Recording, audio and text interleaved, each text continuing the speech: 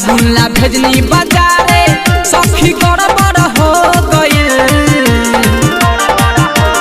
ए सखी अरे साबुन ला भेजनी बाजारे सखी गड़बड़ हो गइल कि हमारा सैया हमारा रह जाऊ के साइकिल पंचर हो गइल कि हमारा सैया जी के साइकिल पंचर हो गइल कि हमारा बलमू के साइकिल पंचर हो गइल।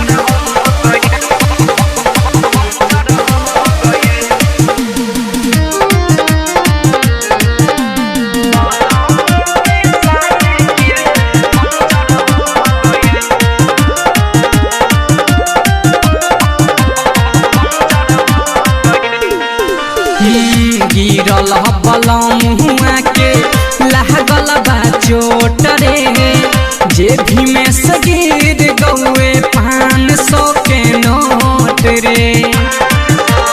ए सखी आगे गिरल बलमुआ के लागल बा चोट रे जेबी में से गिर गौए 500 के नोट रे।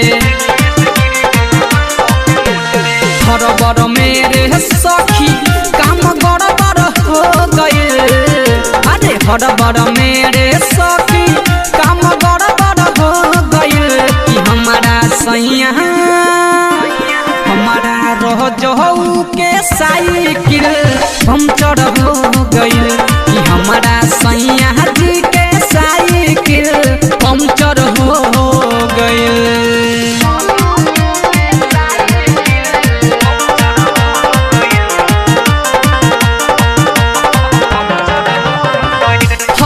पल हरेंदर पर मधु फिट कैले गोटी सैया जी खैले रहे 2 रोटी रे सखी। हाँ हर पल हरेंदर पर मधु फिट कैले गोटी सैया जी खैले रहे 2 रोटी।